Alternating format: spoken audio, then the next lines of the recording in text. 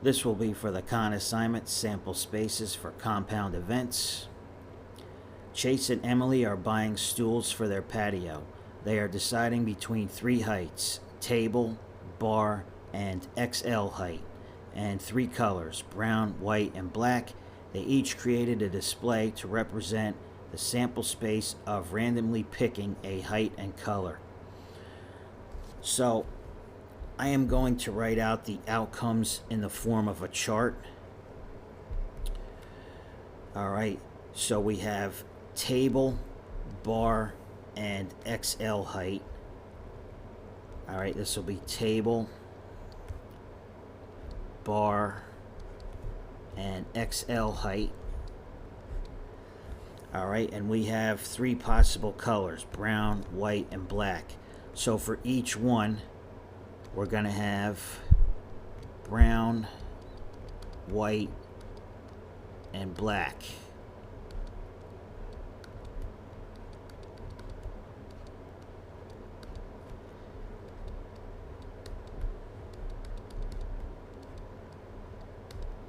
Okay, so notice that we have a table here that's 3 by 3. So there's 9 possible outcomes.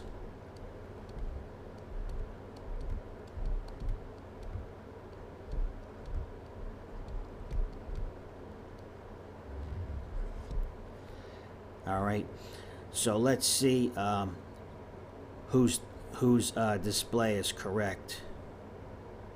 Okay, if we look at Chase's display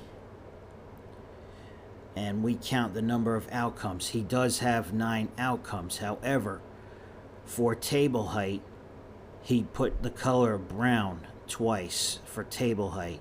Okay, he repeated this combination, so Chase's display is not correct. You don't want to repeat anything. And then for Emily's display, again, we're looking for 9 outcomes.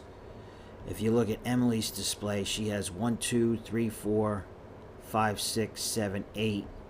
She only has 8 outcomes. All right, so I really don't even have to look at it. I know Emily's display is also incorrect. So the answer is neither. Okay, they asked which display correctly represents the space. You're picking out water balloons. There are 3 colors and 2 sizes. If you randomly pick the color and size, which of these tables lists all possible outcomes? Each row represents 1 outcome. So they didn't list the colors and sizes. We have to look at the tables. Just before we even start, since we have 3 colors and 2 sizes, there is going to be 3 times 2, or 6 outcomes. All right.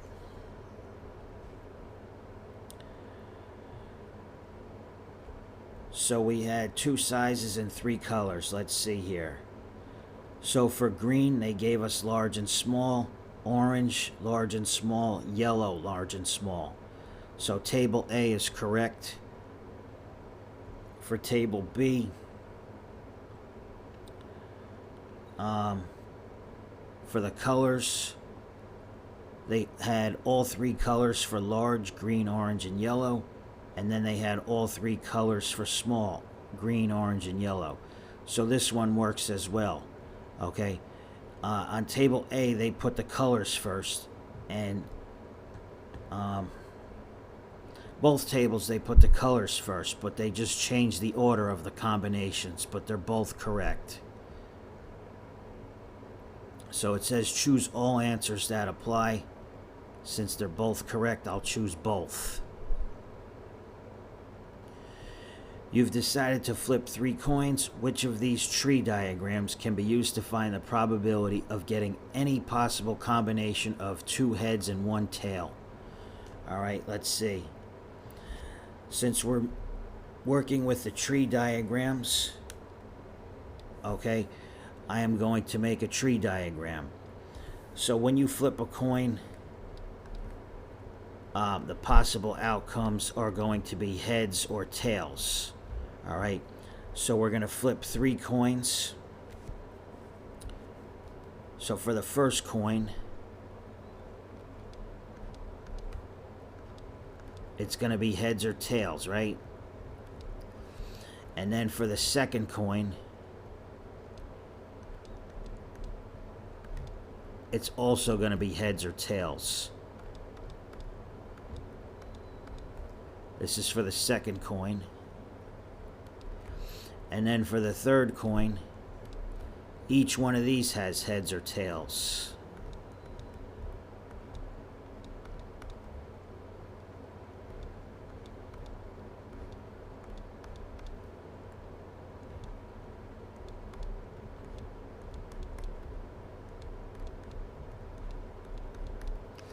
Okay, so there's going to be 1, 2, 3, 4, 5, 6, 7, 8 possible outcomes.